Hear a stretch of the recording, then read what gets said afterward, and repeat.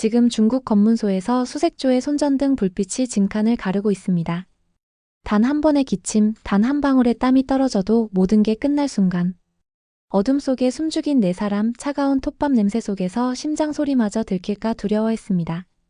그 순간 발걸음이 멈췄고 문이 열리려는 철컥 소리가 귓가를 때렸습니다. 과연 이 가족은 이 죽음의 순간을 무사히 넘길 수 있었을까요? 안녕하세요. 저는 북한 재정성 부국장을 지냈던 박철호입니다. 2024년 초부터 이상한 기운이 감돌기 시작했어요.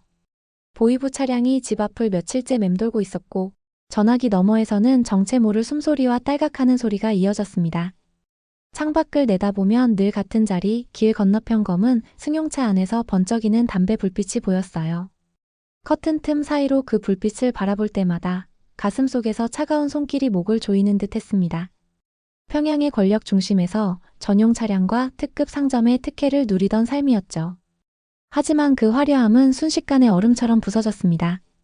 수백 명의 간부들이 이유도 모른 채 끌려가고 공개 처형 소문이 하루가 멀다 하고 퍼져나갔어요. 제가 담당했던 대외무역부서에서도 동료들이 하나둘 사라지기 시작했습니다. 어제까지 함께 회의하던 김 부장은 어느 날 갑자기 자리가 비었고 이 과장은 가족과 함께 연락이 두절됐어요.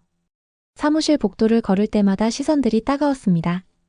동료들의 눈빛에서 다음은 누구일까라는 불안감이 읽혔거든요. 밤이면 아내의 떨리는 숨결이 귓가에 맴돌고 아이들 방을 바라볼 때마다 이 가족을 지킬 수 있을까라는 두려움이 뼈를 파고들었습니다. 총구보다 더 서서히 그러나 더 깊게 불안이 우리의 숨통을 조여왔어요. 제 아들 민혁이는 26, 딸 지연이는 21였습니다. 아이들은 아버지의 표정 변화를 눈치채고 있었지만 감히 물어보지 못하고 있었어요. 아내 정희는 밤마다 잠들기 전 제 손을 꼭 잡곤 했습니다. 괜찮을 거죠? 한마디에 담긴 절절한 불안이 제 가슴을 짓눌렀어요. 사무실에서도 분위기가 달라졌습니다. 예전처럼 자유로운 대화는 사라지고 모든 말에 조심스러운 무게가 실렸어요. 점심시간에도 각자 조용히 먹고 회의에서는 필요한 말만 했습니다.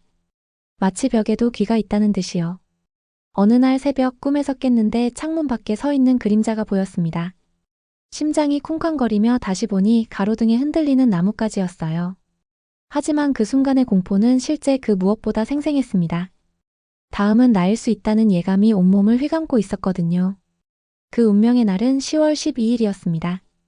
오전 회의를 마치고 사무실로 돌아가는 길 복도에서 김 참모가 다가왔어요. 평소와 달리 얼굴이 창백했고 입술을 거의 움직이지 않고 속삭였습니다. 박 부국장님 조심하십시오. 명단에. 그 순간 다리에 힘이 풀려 벽에 기대야 했어요. 귀에서는 윙윙거리는 소리가 나고 심장이 폭발 직전처럼 요동쳤습니다. 명단. 그 두 글자가 머릿속에서 맴돌며 모든 생각을 지워버렸어요. 김 참모는 재빨리 고개를 돌리고 사라졌습니다. 혹시라도 누군가 보고 있을까봐 두려워하는 모습이었죠. 저는 혼자 남겨져 복도 한가운데서 숨을 고르려 애썼어요. 평생 충성했던 체제가 이제 저를 삼키려 한다는 배신감과 절망이 몰려왔습니다. 사무실로 돌아왔지만 일손이 떨려서 펜도 제대로 잡을 수 없었어요. 동료 간부들이 하루아침에 사라지는 장면이 머릿속을 스쳐 지나갔습니다. 총살당한 리 부장, 수용소로 끌려간 최 국장, 온 가족이 처형된 윤 차관. 그들의 마지막 모습이 생생하게 떠올랐어요. 점심시간에도 밥이 넘어가지 않았습니다. 주변 사람들의 시선이 모두 저를 향하고 있는 것만 같았어요. 저 사람도 곧 사라질 거야 라는 속삭임이 들리는 듯 했습니다. 집으로 돌아가는 길도 평소와 달랐어요. 복도에서 마주치는 이웃들이 눈을 피하며 고개만 끄덕일 뿐이었습니다. 모두가 서로를 경계하고 있었거든요. 혹시라도 연루될까봐 두려워하는 모습들이었어요. 집 문을 열고 들어서는 순간 아내의 떨리는 눈빛이 저를 맞았습니다. 오늘 하루 어떠셨어요? 평범한 인사말이지만 그 뒤에 숨겨진 불안이 고스란히 전해졌어요. 저녁 식탁에서 아내가 숟가락을 잡은 손끝이 미세하게 떨리는 게 보였습니다. 아이들도 이상함을 느끼고 있었어요. 민혁이는 평소보다 조용했고 지연이는 자꾸 저를 힐끗힐끗 쳐다봤습니다. 가족 모두가 말로 표현하지 않았지만 공포에 휩싸여 있었어요. 그 밤 잠자리에 누워서도 잠이 오지 않았습니다. 다음은 우리 가족이다라는 공포가 가슴을 짓누르며 숙청이 현실임을 뼈저리게 체감했어요. 창밖으로 들리는 작은 소리에도 몸이 경직됐습니다. 이제 정말로 결단을 내려야 할 때가 왔다는 걸 알았어요. 숙청 명단에 제 이름이 올랐다는 사실이 전해진 다음 날 밤, 집안의 공기는 더욱 무겁게 가라앉았습니다. 저는 거실에 가족들을 불러 모았어요. 아내의 눈가엔 이미 눈물이 맺혀 있었고 아들 민혁이는 주먹을 불끈 쥔 채 침묵하고 있었습니다. 딸 지연이는 입술을 깨물며 불안한 눈빛으로 저를 바라보고 있었어요. 이제 우리 가족이 큰 결단을 내려야 할 때입니다. 짧은 말 한마디가 집안의 모든 호흡을 얼어붙게 만들었어요. 아내는 억눌린 비명을 삼키며 물었습니다. 그럼 우리는 어떻게 해야 하죠? 그 순간 서로의 눈빛에서 두려움과 동시에 살아남고자 하는 결속이 피어났어요. 긴 침묵이 흘렀습니다. 벽시계 똑딱 소리만이 정적을 깨뜨렸어요. 민혁이가 먼저 입을 열었습니다. 아버지, 저도 함께 하겠습니다. 목소리는 떨렸지만 의지는 단단했어요. 지연이도 눈물을 닦으며 말했습니다. 죽더라도 같이 가요. 그 말에 아내가 딸의 손을 꽉 잡았어요. 그 순간 가족 전체가 운명을 공유한다는 사실을 서로 깨달았습니다. 두려움은 여전히 컸지만 우리는 함께 살아남아야 한다는 결심이 공포를 눌러버렸어요. 제가 말했습니다. 우리는 이곳을 떠나야 합니다. 중국을 거쳐 한국으로 가야 해요. 이후의 밤들 거실에는 대화 대신 침묵만 흘렀지만 각자의 눈빛은 단단히 굳어갔습니다. 아내는 몰래 필요한 물건들을 정리하기 시작했고 아이들은 평소보다 더 조용히 지냈어요. 모두가 마음속으로 준비하고 있었거든요. 저는 그동안 쌓아둔 외화를 정리하고 믿을 만한 연결고리를 찾기 시작했습니다. 재정성에서 일하며 알게 된 조선족 무역상들 중에 도움을 줄 만한 사람이 있을지 고민했어요. 위험하지만 다른 선택지는 없었습니다. 가족회의는 매일 밤 이어졌어요. 어떻게 국경을 넘을 것인지, 중국에서 어떻게 버틸 것인지, 한국까지 어떻게 갈 것인지. 모든 게 불확실했지만 확실한 건 하나였습니다. 여기 남아있으면 죽는다는 것이었어요. 이 순간부터 충성은 끝났습니다. 오직 가족의 생존만이 유일한 목표가 됐어요. 제가 평생 믿고 살았던 모든 가치가 무너지는 순간이었지만 동시에 새로운 삶을 향한 희망이 싹 트는 순간이기도 했습니다. 우리는 반드시 살아남아야 했어요. 가족의 결단 이후 가장 먼저 해야 할 일은 탈출 도구를 마련하는 것이었습니다. 제가 비밀리에 접촉한 조선족 무역상 리 사장은 단도직입적으로 방법을 제시했어요. 수면제를 섞어 경계병에게 건네세요. 3시간은 깊이 잠들 겁니다. 처음엔 믿기지 않았습니다. 하지만 다른 선택지가 없었어요. 외화벌이 조직의 비밀 경로를 통해 중국산 수면제를 몰래 확보했습니다. 표면상 거래는 고급 술과 약품이었지만 작은 약병 하나가 우리 가족의 운명을 쥐고 있었어요. 약병을 손에 쥔 순간 손바닥이 축축하게 젖을 정도로 땀이 흘러내렸습니다. 이 조그만 가루가 우리를 살릴 수도 끝장낼 수도 있다는 생각이 들었어요. 집에서는 몰래 실험이 이어졌습니다. 빵에 가루를 섞어 맛과 냄새가 변하지 않는지 확인했어요. 음료수에 타서 거품이나 변색이 없는지도 체크했습니다. 아내는 떨리는 손으로 빵을 들어 확인했고 지연이는 눈을 꼭 감으며 시뮬레이션에 참여했어요. 역할 분담도 정했습니다. 민혁이는 어머니를 부축하는 역할, 지연이는 아버지를 따라 움직이는 역할로 배정됐어요. 혹시 상황이 급박해질 경우를 대비해 손짓 신호까지 정리했습니다. 손을 가볍게 흔들면 위험, 두 손을 모으면 멈춤, 어깨를 두드리면 지금이라는 신호였어요. 밤마다 창문을 닫고 가족회의를 하며 시뮬레이션을 반복했습니다. 만약 검문에 걸리면 어떻게 할 것인지, 중간에 누군가 쓰러지면 어떻게 대처할 것인지. 모든 상황을 가정하고 대비책을 세웠어요. 동시에 저는 경계병과의 관계 쌓기에 집중했습니다. 날이 추운 날이면 뜨거운 차를 건네며 말을 걸었고 담배와 외국산 빵을 내밀며 친분을 쌓아갔어요. 경계병들의 성향을 노트처럼 머릿속에 기록했습니다. 술을 좋아하는 자, 눈이 약한 자, 경계심이 둔한 자를 구분해 두었어요. 며칠이 지나자 경계병들의 교대 시간, 순찰 경로, 장비 점검 주기까지 완벽하게 파악할 수 있었습니다. 새벽 3시에서 6시 사이가 가장 경계가 느슨했고 특히 4시 30분경에는 대부분이 졸음에 시달렸어요. 마지막 준비는 언제 실행할 것인가의 문제였습니다. 너무 빠르면 의심받고 늦으면 숙청이 닥쳐올 것이었어요. 가족들은 숨막히는 긴장 속에 서로 눈빛을 맞추며 곧 실행할 수밖에 없다는 사실을 받아들이게 됐습니다. 리 사장이 마지막으로 전한 말이 기억납니다. 압록강 건너편에 사람이 기다리고 있을 겁니다. 하지만 그곳까지 가는 건 순전히 당신들의 몫이에요. 그 말에 등골이 서늘해졌지만 이미 돌이킬 수 없는 길이었습니다. 실행일은 10월 28일 달빛조차 흐린 밤이었습니다. 가족은 최소한의 짐만 챙겨 국경 근처 은신처에 모였어요. 제 손에는 마지막 희망 수면제가 섞인 빵과 음료수가 들려 있었습니다. 손끝에서 식은땀이 뚝뚝 떨어질 정도로 긴장됐어요. 초소에 다가가자 경계병 둘이 나타났습니다. 부국장님, 이 시간에 웬일이십니까? 순간 등골을 타고 전기가 흘렀어요. 억지로 웃으며 빵과 음료수를 건넸습니다. 중국에서 들어온 귀한 겁니다. 고생 많으시니 드시지요. 경계병 한 명이 빵을 뜯다 멈추더니 눈빛을 번뜩이며 코에 대고 냄새를 맡았어요. 심장이 멎을 듯한 순간이었습니다. 긴 정적 끝에 경계병이 한 입 베어 물고 맛있네요 라며 씹기 시작했어요. 두 번째 경계병도 음료를 들이켰습니다. 저는 자연스러운 척 돌아서서 근처 나무 그늘에 숨어 눈을 떼지 못한 채 20분을 기다렸어요. 드디어 한 명이 하품을 하고 몸을 기대자 두 번째 병사도 고개가 꺾이며 깊은 잠에 빠졌습니다. 어둠 속에서 기다리던 가족들에게 손짓했어요. 지금이다.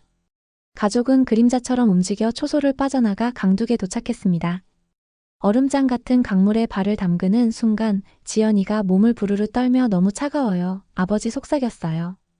저는 이를 악물고 지연이를 안아들었고 민혁이는 어머니를 부축하며 한 걸음씩 강을 건넜습니다. 허리까지 차오른 물 심장을 찌르는 냉기에 숨이 막히는 듯 했어요. 아내는 입술이 파래지며 못 가겠어요 라고 중얼거렸지만 뒤돌아갈 수는 없었습니다. 강 중간쯤 왔을 때 아내의 다리가 풀려 물에 빠질 뻔했어요. 저와 민혁이가 동시에 붙잡아 간신히 끌어올렸습니다. 그 순간 물소리가 크게 났고 우리 모두 숨을 죽였어요. 멀리서 개 짖는 소리가 울리고 고지어 순찰선 엔진 소리가 강 위를 가르며 다가왔습니다. 모두 엎드려. 온 가족은 수초밭에 몸을 숨기고 물 위에 떠있는 통나무를 붙잡았어요. 서치라이트가 강 수면을 훑으며 머리 위를 스칠 때 지연이가 기침을 하려는 순간 민혁이가 재빨리 입을 막았습니다. 물소리조차 크게 들리는 정적 속 단 한 번의 실수도 용납되지 않는 순간이 이어졌어요. 순찰선이 우리 근처에서 멈췄습니다. 병사들의 대화 소리가 선명하게 들렸어요. 여기서 뭔가 움직인 것 같은데 물고기겠지 뭐. 그 몇 분이 영원처럼 느껴졌습니다. 마침내 순찰선이 멀어져 가고 그제야 작은 숨을 내쉴 수 있었어요.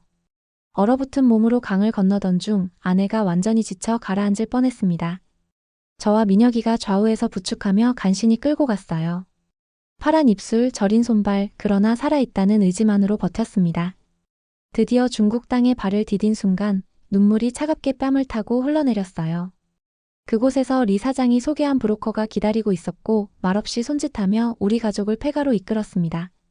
폐가에 도착한 우리는 젖은 옷도 갈아입지 못한 채 서로를 끌어안고 울었어요. 살았다, 우리가 살았다. 하지만 이것은 시작에 불과했습니다. 이제 진짜 도망이 시작되는 것이었어요. 강을 건넌 직후 우리 가족은 브로커의 안내로 낡은 폐가에 숨어들었습니다.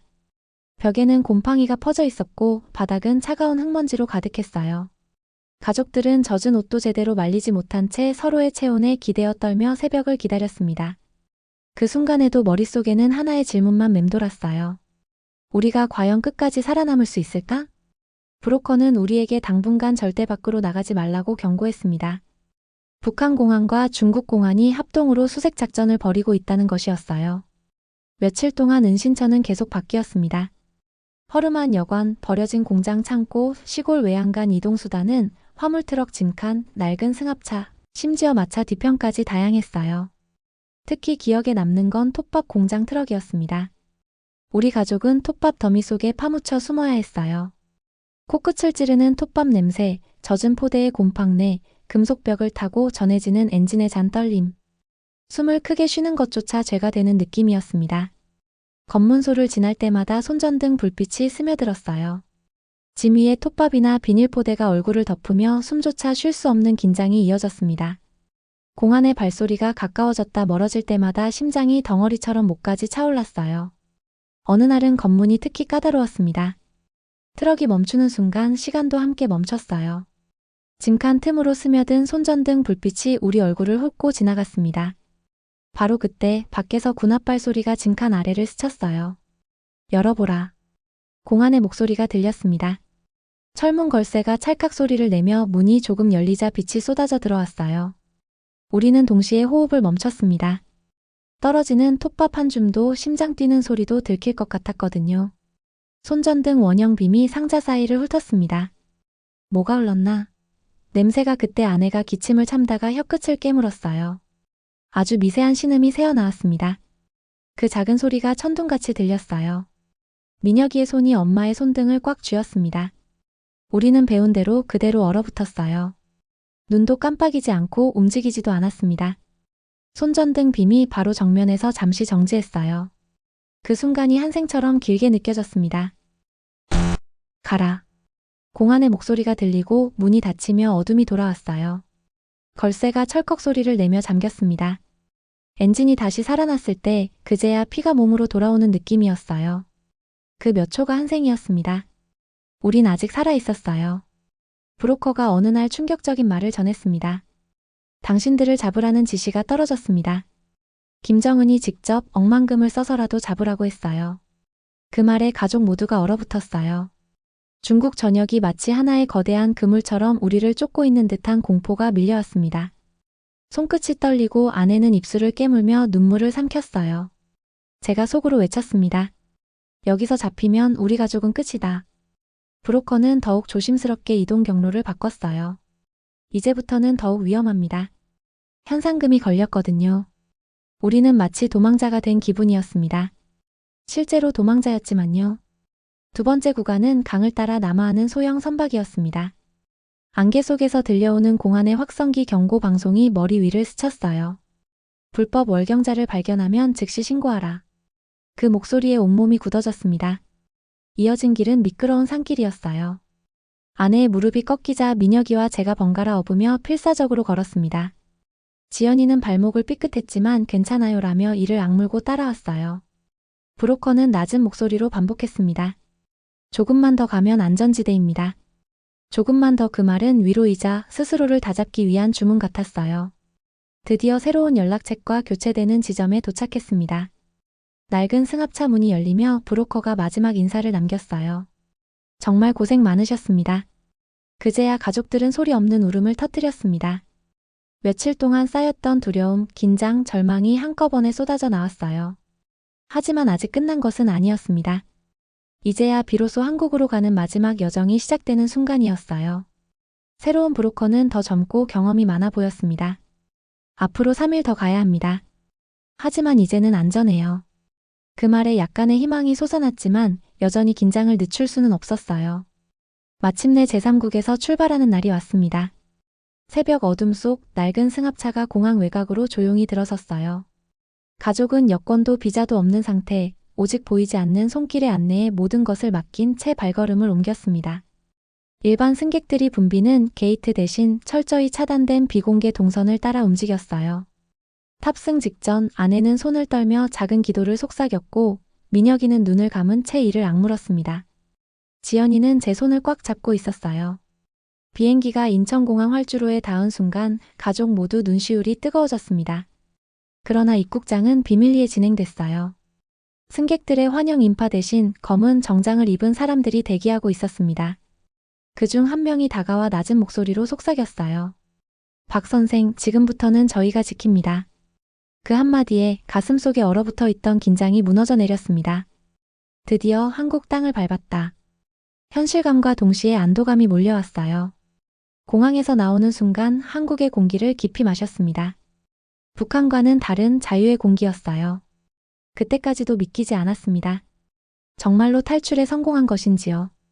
가족은 곧바로 비공개 숙소로 호송됐습니다.